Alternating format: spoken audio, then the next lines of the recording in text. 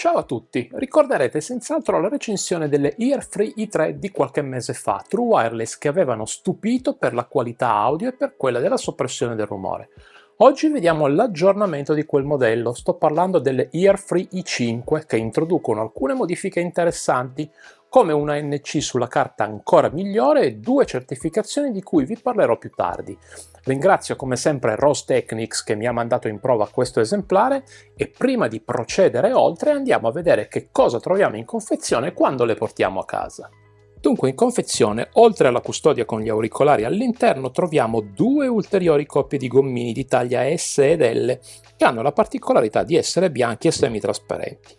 Poi un cavo di ricarica USB-A USB-C di circa 25 cm e infine una guida rapida all'uso in lingua inglese e cinese, l'italiano non è presente.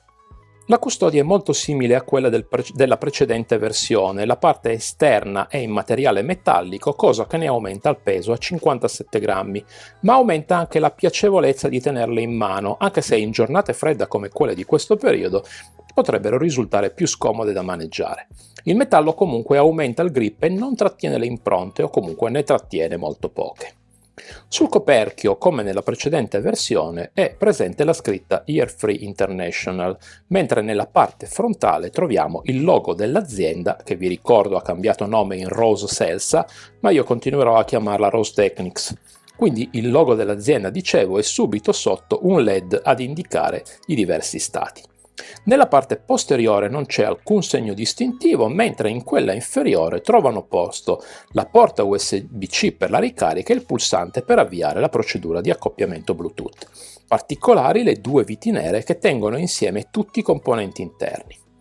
All'interno abbiamo poi materiale plastico opaco, mentre è lucido negli incavi inferiori e superiori. Gli auricolari per fortuna guardano verso l'interno, così che quando li estraiamo possiamo portarli facilmente all'orecchio.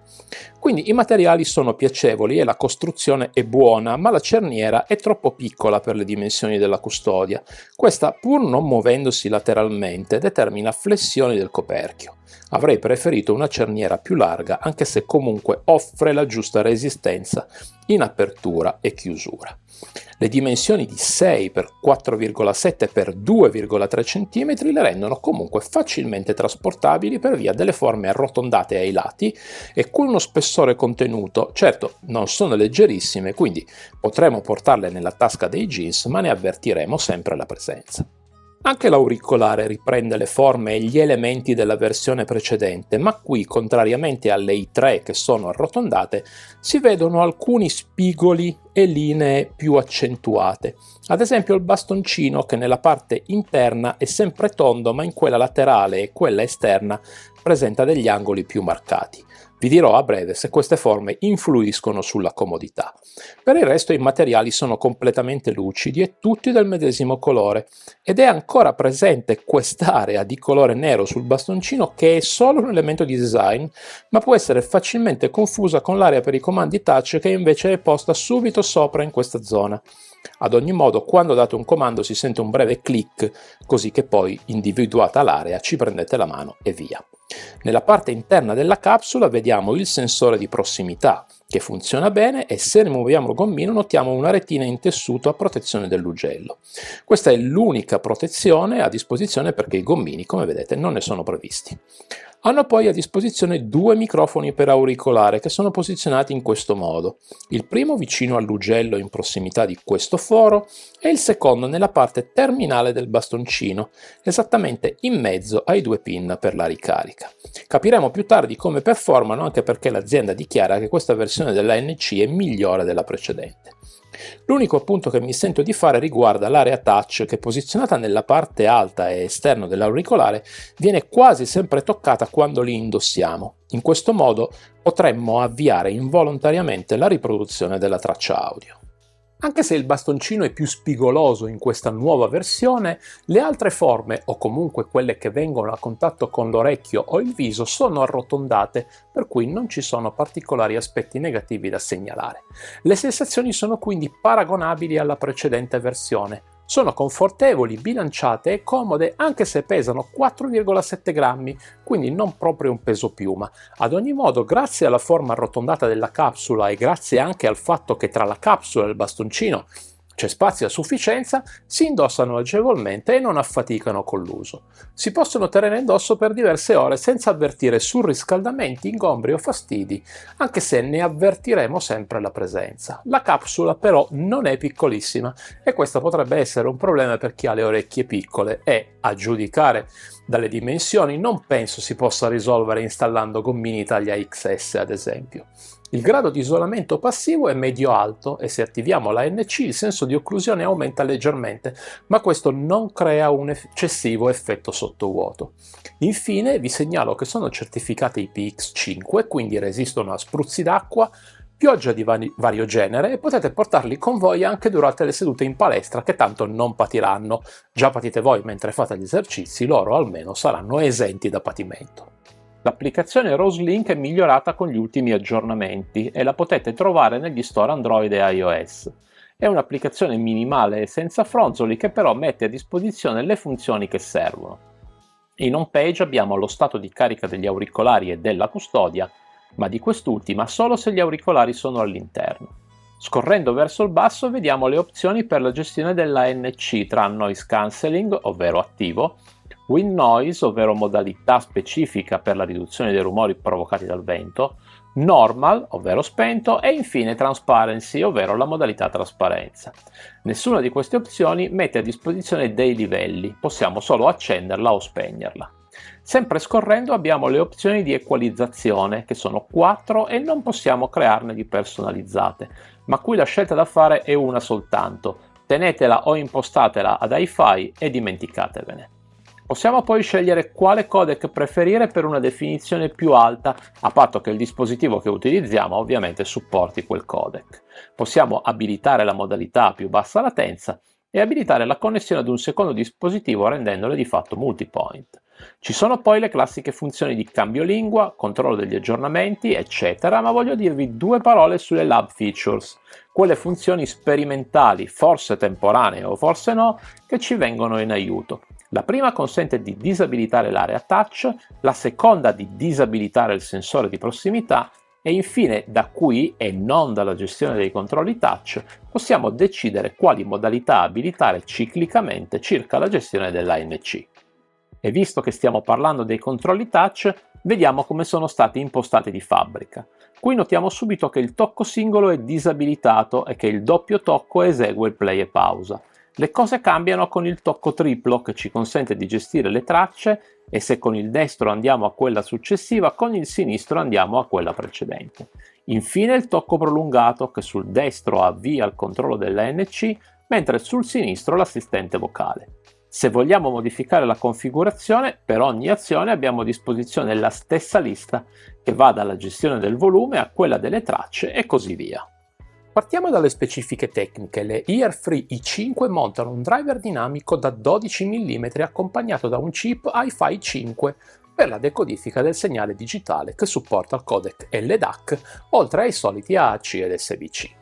Da questo punto di vista quindi nulla di particolare, caratteristiche che abbiamo già visto diverse volte disponibili in altri prodotti, ma qui la differenza la fanno la conformazione particolare del driver, le tecnologie implementate e la calibrazione di fabbrica. Le tecnologie e relative certificazioni, ad esempio, consentono una latenza particolarmente ridotta a soli 54 millisecondi e una distorsione del segnale di appena lo 0,02%. Questo significa che le Airfree i5 suonano prevalentemente in modo naturale e bilanciato. I bassi sono profondi ma non eccedono. Se preferite dei bassi molto accentuati, queste i5 non fanno per voi.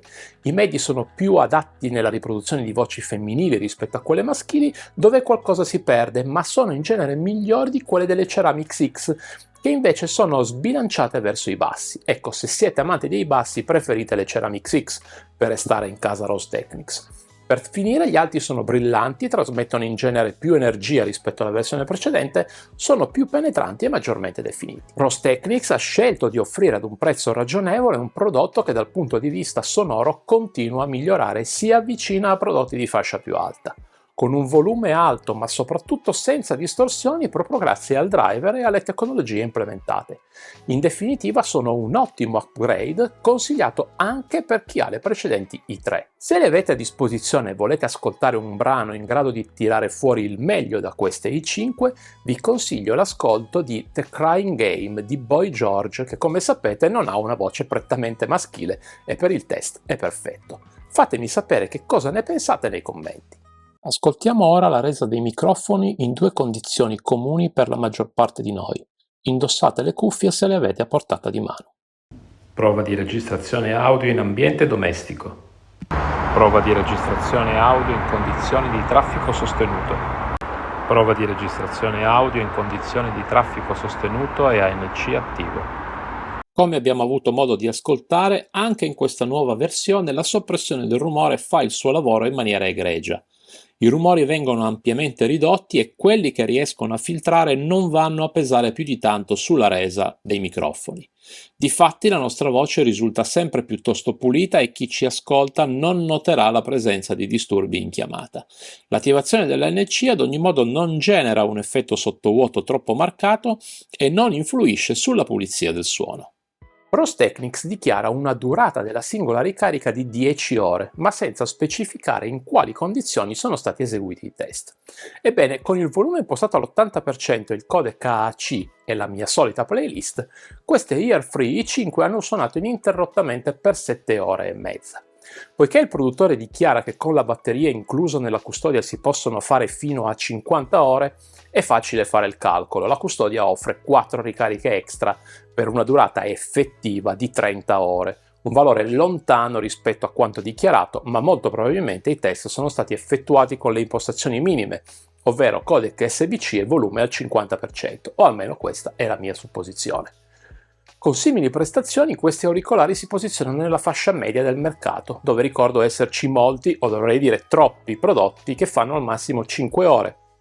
Quindi dipende da quali sono le caratteristiche che cerchiamo in un paio di auricolari, ma a mio parere non si può prescindere dall'avere una certa tranquillità, almeno con la singola ricarica.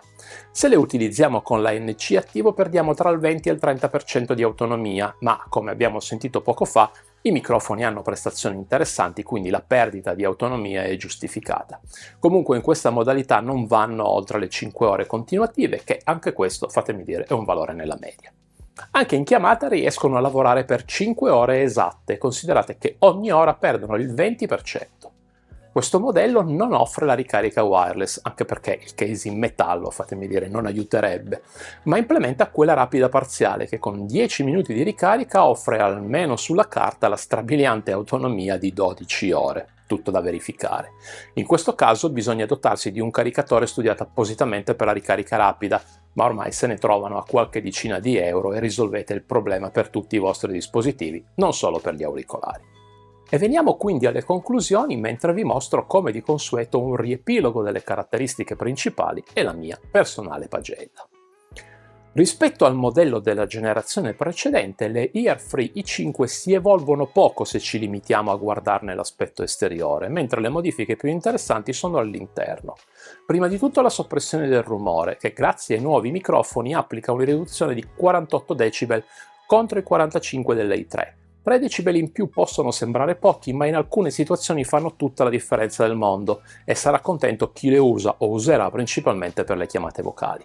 Anche il driver, come vi ho anticipato prima, è di diversa concezione rispetto alle i3, ma vengono mantenute inalterate la qualità audio e la pulizia complessiva della risposta sonora. Non sono però esenti da qualche difetto, che come sempre vi lascio riassunto qui di lato, come ad esempio l'area touch troppo sensibile o la configurazione standard dei comandi che desta qualche perplessità. Sono disponibili in 3 varianti di colore, oltre a quella nera che abbiamo visto insieme. Ce ne sono infatti altre 2 un po' particolari, diciamo così, quella celeste e quella champagne. Ad ogni modo di listino hanno un costo di $63 e come per tutti i prodotti Rostechnics, tranne rari casi, se siete interessati le dovrete acquistare dal sito ufficiale o tramite AliExpress. Vi lascio comunque il link in descrizione. Uno solo di voi però, se interessato, potrà acquistare questo sample che ho utilizzato per la recensione a metà del prezzo di listino, circa 30-35 euro, per cui tenete d'occhio il canale Telegram di cui vi lascio qui di lato il QR code per un accesso più immediato. Bene, anche per questa settimana è tutto, vi ringrazio per essere rimasti con me fino alla fine e se volete scambiare opinioni o darmi suggerimenti su come migliorare il canale o volete suggerire nuovi prodotti da recensire, sentitevi liberi di farlo tramite i commenti a questo e agli altri video. Prima di salutarci però l'invito è sempre quello di mettere un like al video e di iscrivervi al canale che si sta avvicinando a compiere il primo anno di vita. Sto studiando qualche novità da introdurre nel corso del prossimo anno e vi invito quindi a seguire il prossimo channel update, dove vedremo la classifica finale di questo 2024. Alla prossima!